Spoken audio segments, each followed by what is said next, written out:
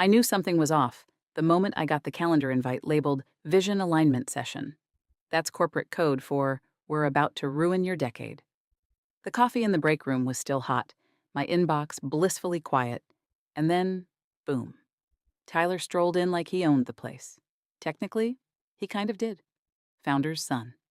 Fresh out of whatever Ivy League petri dish breeds these overconfident man-children with names like Ty and Blaze. His handshake felt like shaking hands with a baked rotisserie chicken. Too much oil, not enough substance. I'd been with the company for 14 years. 14. Through acquisition hell, budget sequestration, reorgs, and that 1 year we had to prove to the DCAA that a used Keurig wasn't excessive overhead. I kept us clean.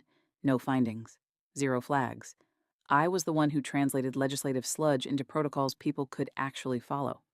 While other departments held compliance offsites, I was here, printing binders for audits, reviewing subcontractor clearance forms, chasing down missing certifications like a bloodhound with a badge. Which is why I nearly laughed when he clicked through his presentation.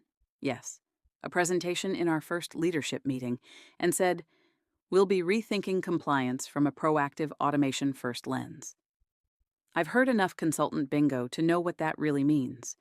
We're replacing brains with buzzwords. Tyler had this smug little chuckle after every slide, like even he didn't believe what he was saying, but was too proud to stop performing. And he made sure to emphasize, "No offense, Jennifer.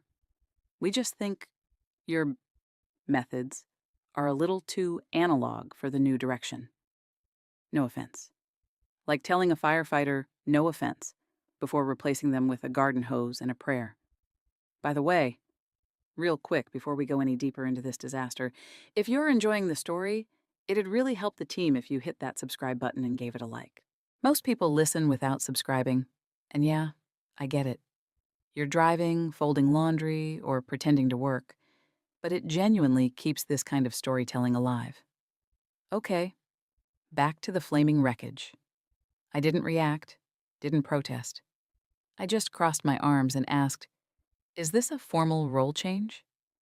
HR looked at me like I'd asked if penguins get dental. "It's transitional," they said. "We're just exploring synergies." Synergies. God help me. Within 48 hours, my office had been reassigned to someone named Marcy, who wore her conference lanyards after the conference, and I'd been moved to the front desk.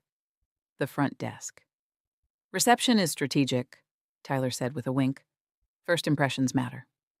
I smiled, nodded, and printed a fresh copy of my employment contract.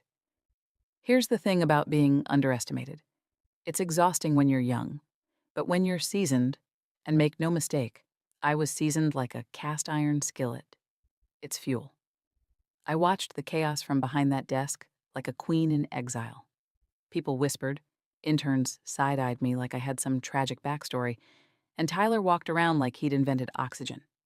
He replaced our in-house counsel with some guy he met at a networking event who called himself Cody with a K, and every document that came out of legal read like it had been drafted by someone who skimmed an article about the Constitution once in 8th grade. Meanwhile, I quietly maintained the compliance files. Not out of obligation, but because I knew the DCAA renewal was coming. I knew that contract language better than I knew my own Netflix password. I was still listed as the primary contract officer of record. You don't just yank that title away with a smug email and a smile. And crucially, my CPO certification, Certified Procurement Officer, was due for renewal. I told my assistant Meredith to prep the forms. She nodded, said, "On it." Then she promptly forgot. I saw the email come through. Reminder, CPO certification expiring in 30 days. I hovered over the link, thought about it, then looked out the glass office wall at Tyler pretending to explain defense spending to the founder's old secretary like she hadn't lived through 3 administrations. And for the first time in 14 years, I didn't click the link. Tyler called it a one-on-one, but it felt more like a performance review written by a chatbot on Red Bull. I walked into the glass-walled conference room at 9:01 a.m. sharp, not because I respected him, but because I wanted to see if he'd flinch. He didn't. just grinned like a smug possum, gesturing to the chair across from him like he was granting me a royal audience. "Jennifer," he began, lacing his fingers like a discount guru, "you've been here a long time. A pillar. A legacy player. Legacy. Like I was a dusty Windows 95 machine. But as we move toward a leaner, tech-empowered model, we're streamlining roles that are, well, let's say high certification, low velocity." I stared, said nothing. Just let him dig.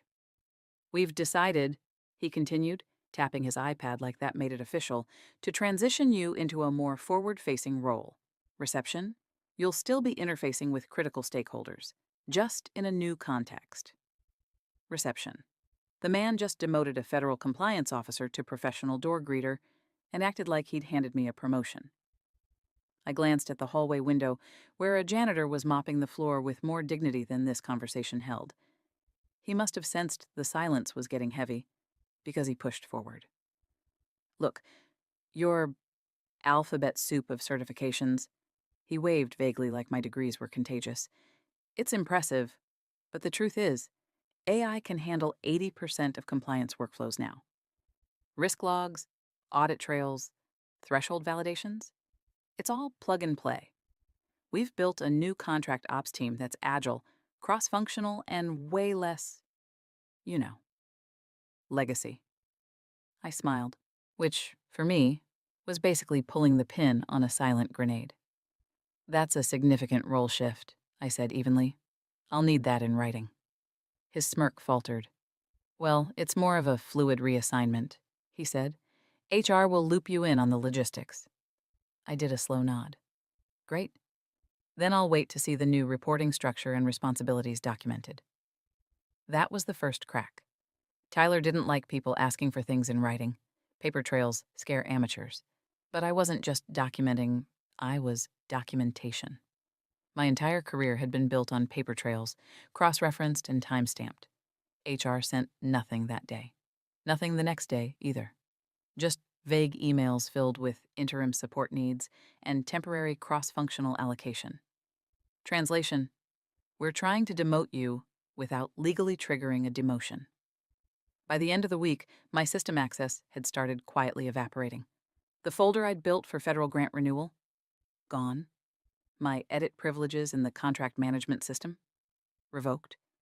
I couldn't even log into the platform I personally selected 6 years ago. Meanwhile, the contract ops team was a walking liability buffet. One of them asked me if FR clauses were like tax codes but for supplies. Another confused a debarment list with a delivery manifest. These were the people now managing our $340 million pipeline. I watched them from the front desk, smiled when they stumbled past, then flipped open the leather-bound notebook I'd started carrying. It wasn't for show. It was my record. Day 3. Access to cars revoked. Legal says interim restructuring.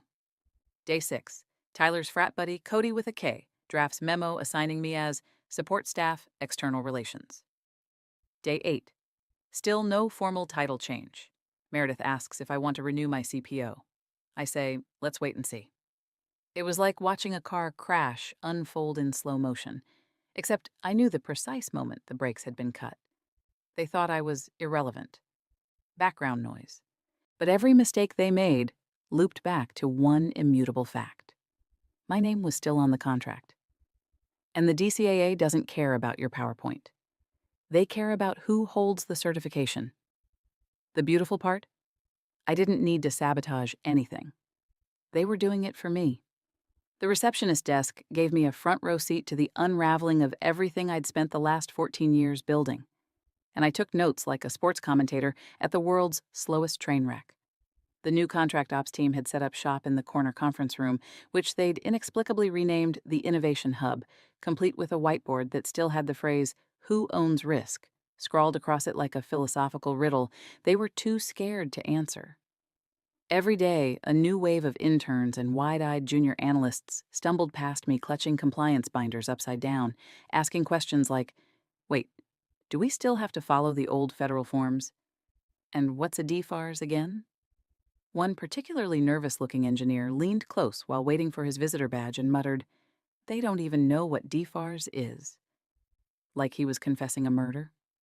I just smiled and handed him his badge.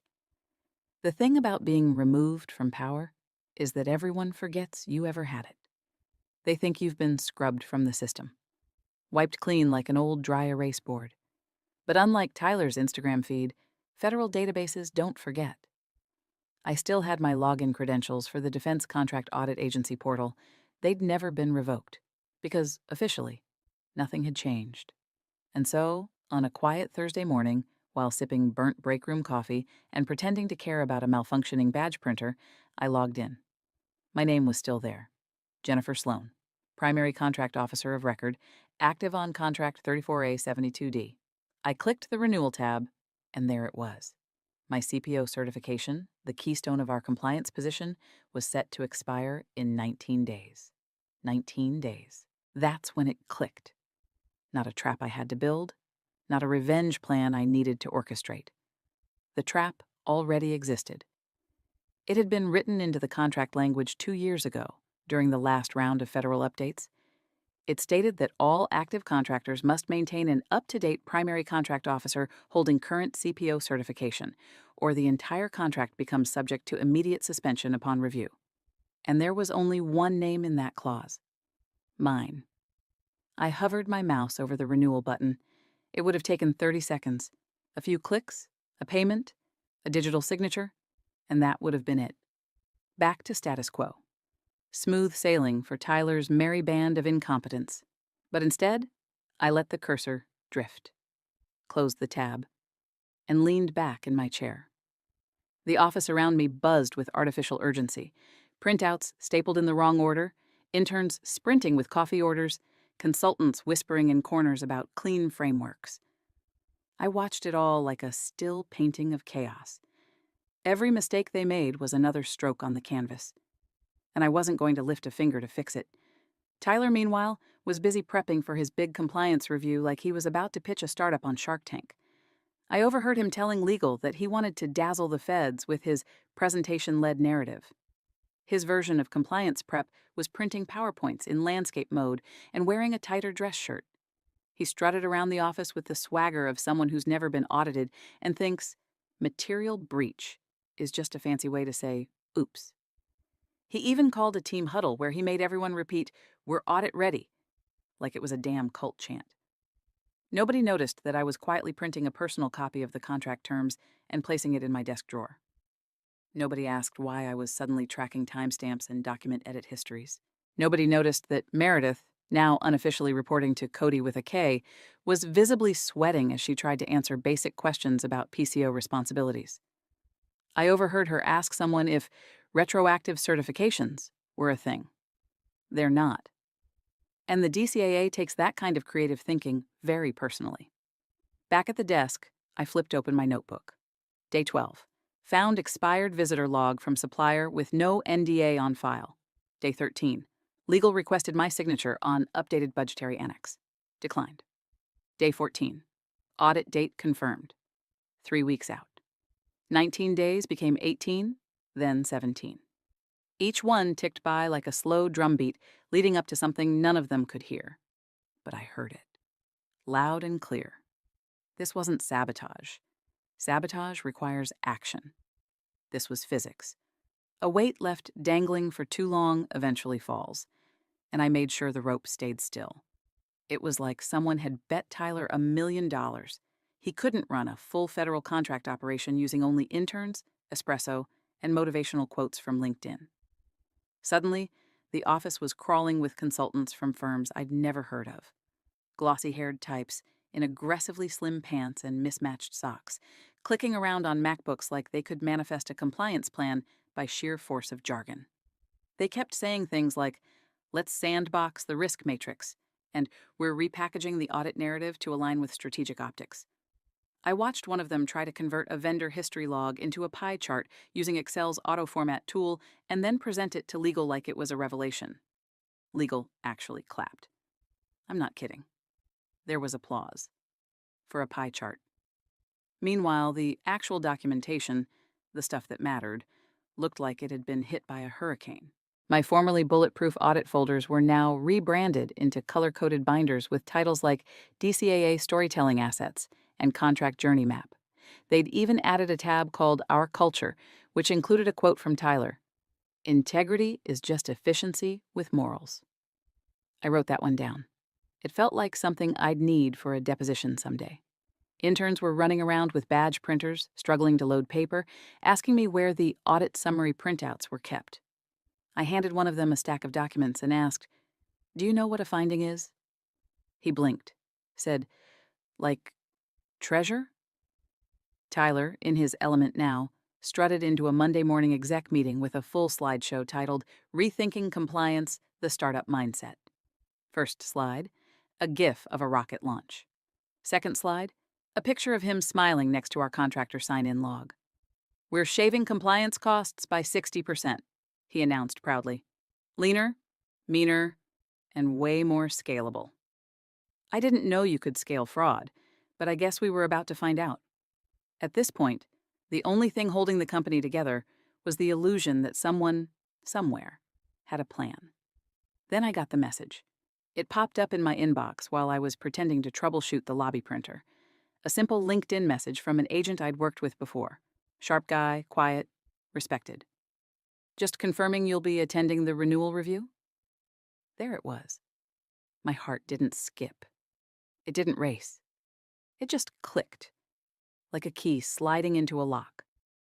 He wasn't asking out of courtesy. He was confirming what he already knew. My name was still in the system. I was still the primary contract officer. I was the face they expected to see across that table. I paused for a moment, looked at the blinking cursor. Thought about Tyler's last team huddle, where he high-fived someone for making a compliance checklist in Canva. Then I typed back, "I'll be present." That was all. Nothing more. I shut the message and returned to my coffee. Let them print their glossy reports and string together more buzzwords than a TEDx pitch. Let them build their house of laminated cards. I wasn't lifting a finger to stop them. Because the thing about federal audits is, you can't bluff your way through them with infographics and inspirational quotes. You need receipts. And unfortunately for them, I was the receipt. Every minute they spent rehearsing that presentation, every document they optimized, every shortcut they took, thinking no one would notice, it all fed into a system that did not care about style points. And that system still had my name in bold. It's funny how fast they forget who built the house when they're busy trying to remodel it with glitter glue and buzzwords. Tyler, in his infinite genius, must have assumed that removing me from the organizational chart also removed me from every email thread, Slack channel, and shared drive I ever touched. But legacy systems are a stubborn thing, like mold under laminate. And Tyler, bless him, didn't know enough about anything to clean house properly. So I sat there, day after day, at the receptionist desk, nameplate and all, silently watching email chains from my former life roll in. Contracts, renewals, audit schedules, escalations. The whole compliance machinery now run by people whose deepest experience with federal regulations was likely downloading TurboTax once. At first, it was entertaining. I watched them fumble through my old SOPs, misread internal deadlines, and send urgent messages to legal asking if a vendor's expiring clearance could be overridden manually. Spoiler, no. But then, somewhere around day 12, things turned from amusing to quietly dangerous. Tyler had assigned my duties, to a junior analyst named Mason, who still used Comic Sans in emails. Poor kid looked like he'd been chosen for a group project and just realized the rest of the team had dropped the class. I could see it in his eyes. The late nights, the silent cries into Google Docs, the growing suspicion that this opportunity was a trap wrapped in a bonus check. One afternoon, he rushed past the front desk, sweat beading at his hairline, binder half open. "Hey, Jennifer." He paused, unsure if saying my name was allowed in Tyler's brave new org chart. "Quick question. What does this clause mean about certified authority for renewal filings? Because, legal says we're good, but then procurement said we need a named signatory, and I raised an eyebrow. Nodded once, said nothing, and he just stood there, flinching in the silence, before shuffling away. I didn't have to answer. That clause was the trap, and the trap didn't need explaining. It just needed time. Emails kept flooding in. One particularly rich thread had Cody with a K, suggesting that Mason borrow Jennifer's signature for a compliance form. Not forge. Borrow. Like a cup of sugar. Tyler replied with, LOL, if it works, it works. Every time someone hit reply all, they forgot I was still sitting there, sipping coffee and reading every word. The whole office had turned into a poorly written thriller where the villain monologues with the mic still hot. But I said nothing. Didn't forward, didn't warn. Just logged each misstep in my notebook. Then came the phone call. It was just past 6 p.m. Most of the staff had gone home. The lobby was quiet. My phone buzzed. The founder. I hadn't spoken to him since the handoff to Tyler, and I nearly let it ring out of spite. But curiosity won. Jennifer? He said, his voice half warm, half worried. Hey, I just wanted to check. Are you still handling the 34A renewal? For the DCAA? There it was. Not suspicion. Not anger. Confusion. I stared out the front window for a moment, watched a pigeon land on a cracked parking lot line, then replied calmly, I was. I'm not. He was silent. You're not? He finally said, like the words didn't fit in his mouth. But your name's still... I know, I said, and let the silence hang like a noose. HR never formalized the change. So technically, yes, I'm still listed. But as of now, I'm just the receptionist. He stammered a bit, said something about following up with Tyler. Then the line went dead. After that, no one really looked me in the eye. Tyler walked by a few times over the next few days, laughing too loud at nothing, dragging consultants behind him like a wedding train. But when his eyes met mine, even for a flicker, I saw it. Doubt. That little twitch in the jaw that says, what did I miss? And I smiled. Because I wasn't hiding. I was just present. Present like a shadow in a locked room. Present like a fact they chose to ignore until it started knocking. Present like my certification still wasn't renewed. The clock kept ticking, and they kept handing me the keys to their own funeral. The day before the audit hit like a late-stage caffeine crash, sudden, ugly, and loud. I just sat down at the front desk with my usual sad little cup of break room sludge when I heard it.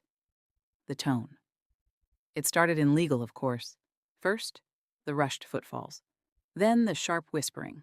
Then that particular kind of forced calm that smells like panic wearing a necktie. Tyler had apparently asked for a final audit checklist the night before so he could lead the review like a CEO in training, which is hilarious considering the only thing he ever led was a TikTok workshop on team building. Legal, trying to play catch-up, opened the compliance file to polish the contact sheet. It was then that the paralegal, bright kid named Anna, finally blinked and said aloud, Wait, where's Jennifer's active certification? Silence. Then chaos. See, federal systems don't care about your feelings. They don't care about your org chart, or your LinkedIn title, or your shiny laminated slides. They care about expiration dates, registration IDs, and system logs. And somewhere between backslapping Tyler into power and handing my responsibilities to an analyst who still confuses FOIA with FOMO, they'd all failed to realize something vital. My CPO certification had expired. Last night. Midnight. Locked and time-stamped by the Federal Registry. It wasn't pending. It wasn't flexible. It was gone. I heard legal tearing through the hallway, binder pages flapping like panicked wings. People were on phones, frantic typing. Someone knocked over the water cooler. HR's door slammed. Loud footsteps made their way straight toward me. HR Director Melissa, usually cool, usually polished, looked like she'd just sprinted through a sprinkler made of red tape and bad decisions. She leaned over the front desk and hissed, Jennifer, we need a moment. Of course, I said, standing slowly, straightening my blouse like I'd been waiting for this exact moment. Because I had. They led me into a conference room like I was a visiting diplomat. 3 people were already seated: Melissa from HR, Anna from legal, and Mason, the human stress ball Tyler had appointed to run compliance. All 3 had the expression of people who just realized they were standing on a frozen lake and heard the first crack. Melissa leaned in, smiled, too wide. So, small hiccup. It appears your CPO certification expired last night. I nodded. That's correct. She glanced at the others. And, since your name is still listed as the primary contract officer, totally understandable oversight, of course, we're hoping you can just go ahead and renew it. Today, you know, as a favor. I almost laughed. I didn't. I just folded my hands.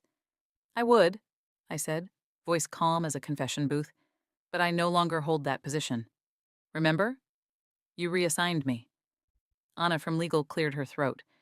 There was no formal demotion. Correct, I interrupted. No formal demotion. No formal reassignment. No updated reporting chain. No written HR notice. Nothing in the system. Which means I'm still the primary officer of record. But I'm not authorized to act as such. Per your own language, by the way. Mason looked like he might cry. Melissa tried again. Jennifer, be reasonable. You can still renew. It's just a lapse. No, I said. It's a procedural void. My access was revoked. My duties reassigned. And I have the emails to prove it. Anna pinched the bridge of her nose. Backdating won't work, she muttered. The federal timestamp's already locked. Melissa leaned forward, desperate now. Then help us, please. We can reinstate? I smiled. You'll want to speak to legal about that.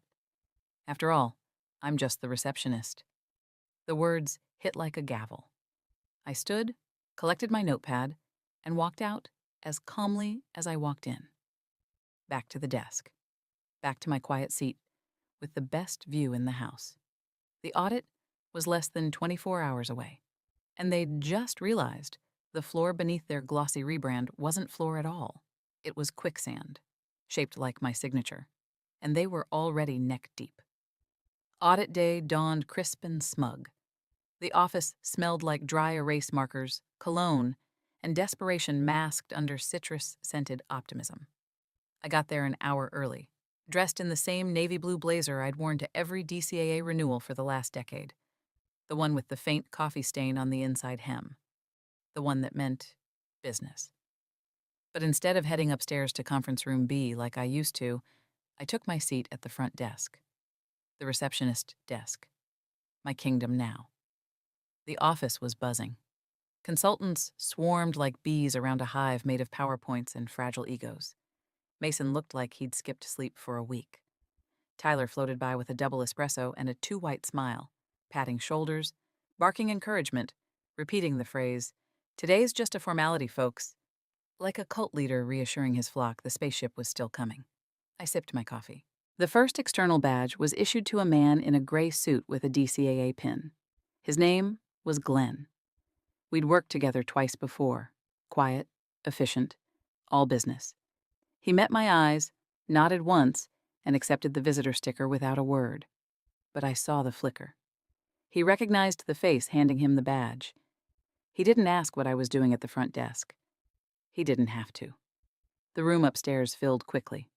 Tyler, Mason, legal, 3 consultants, 2 fresh-faced analysts who looked like they were about to pitch a startup, and Cody with a K, who wore a blazer over a t-shirt that read, "Compliance is a mindset." He tried to fist bump the auditor. Glenn blinked slowly and sat down. Tyler strutted past me on the way to the elevator, holding his laptop like it was a weapon. "You can sit this one out, Jennifer," he said, not even slowing. "We've got this."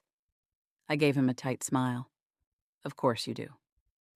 Then I watched the elevator close behind him. The next 20 minutes moved in slow motion. I could hear the occasional muffled laugh from upstairs, chairs shifting, the soft squeak of whiteboard markers. I kept glancing at the elevator. Nothing. Then it came. A shift in the air. Not loud. Not dramatic. Just a pause. Everything above me went still, like the sound had been sucked out of the building. Then, footsteps. Fast ones. The elevator dinged. Opened. Mason stepped out pale as drywall. He walked past me without looking, clutching a binder with a death grip. Behind him, slower, came Glenn. His face unreadable. He didn't look at me. He didn't need to.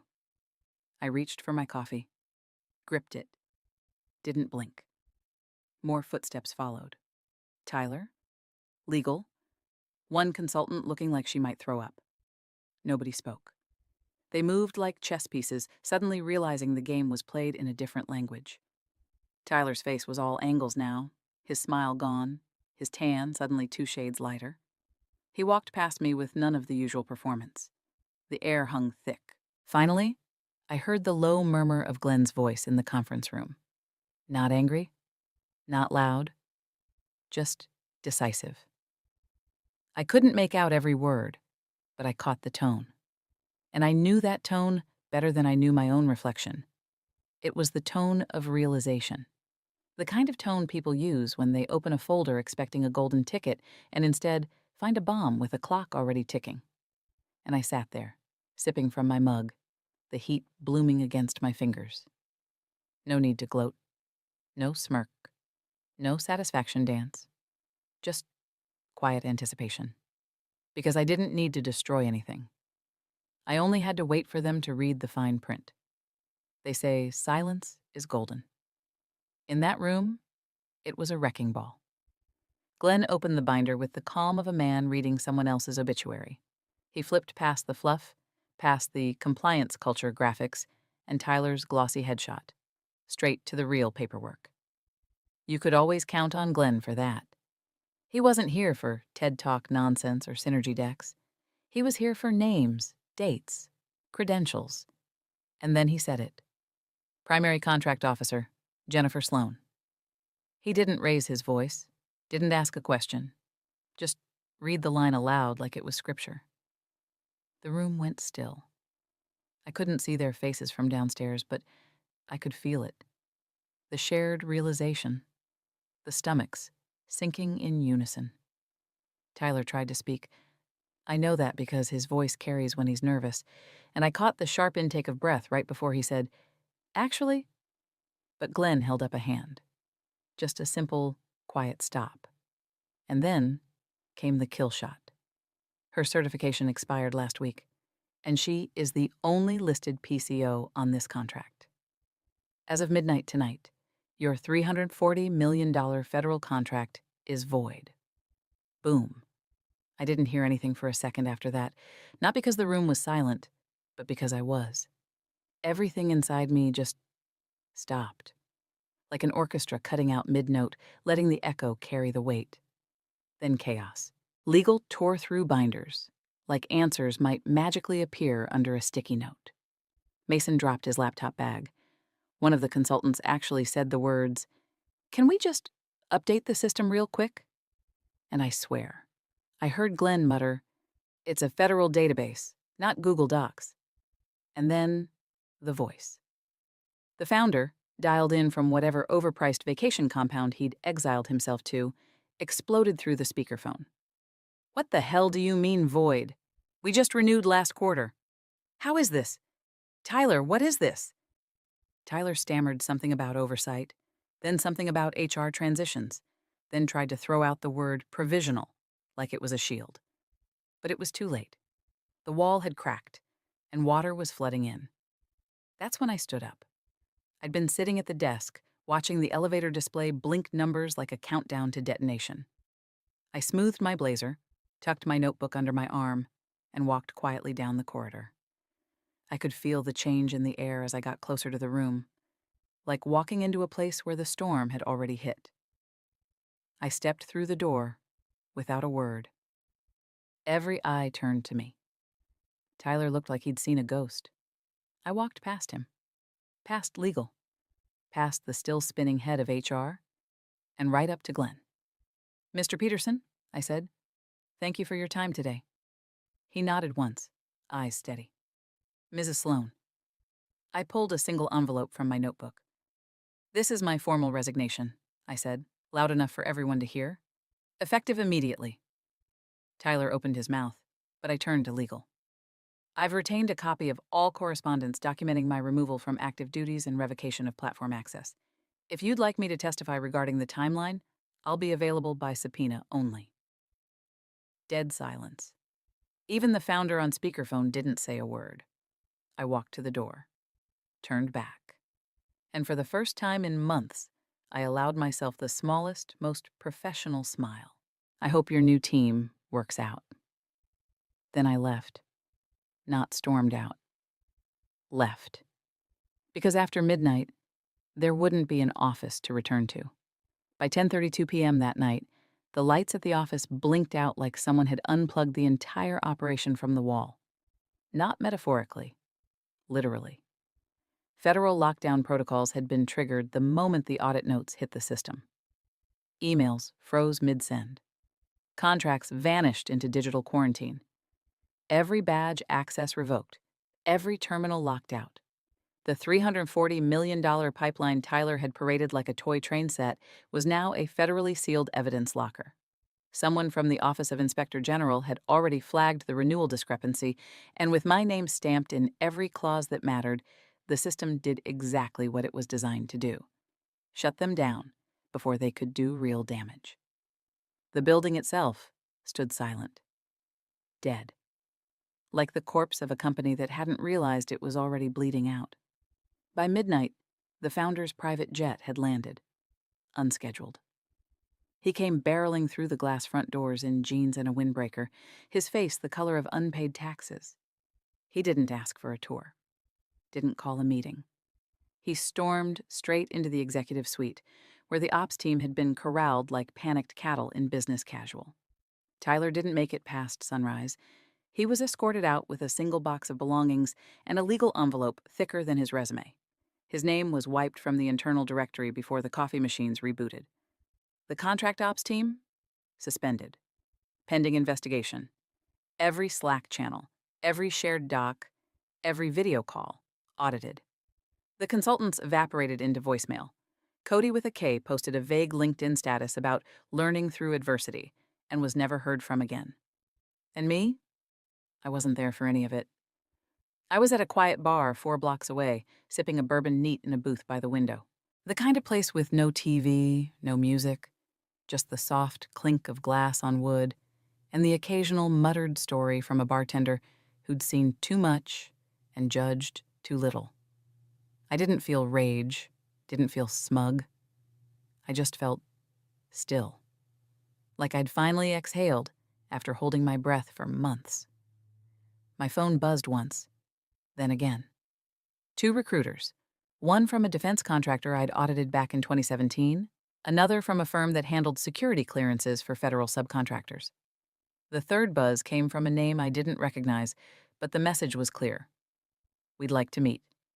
We've been following your work. I set the phone down. Didn't answer. Not yet. The bartender walked by, glanced at the empty glass. Another? I nodded. Yeah? One more? He poured. No questions. Outside, the streetlights cast long shadows across the sidewalk. A couple walked by, laughing. Somewhere down the block, a siren flared and faded. I raised my glass, looked out the window, and said to no one in particular, needing my certification was the only thing they got right. Because in the end, they'd built their empire on assumption, and I just let it collapse. No sabotage, no schemes, just precision. One expired line, one ignored name, and the whole damn thing crumbled. Perfectly.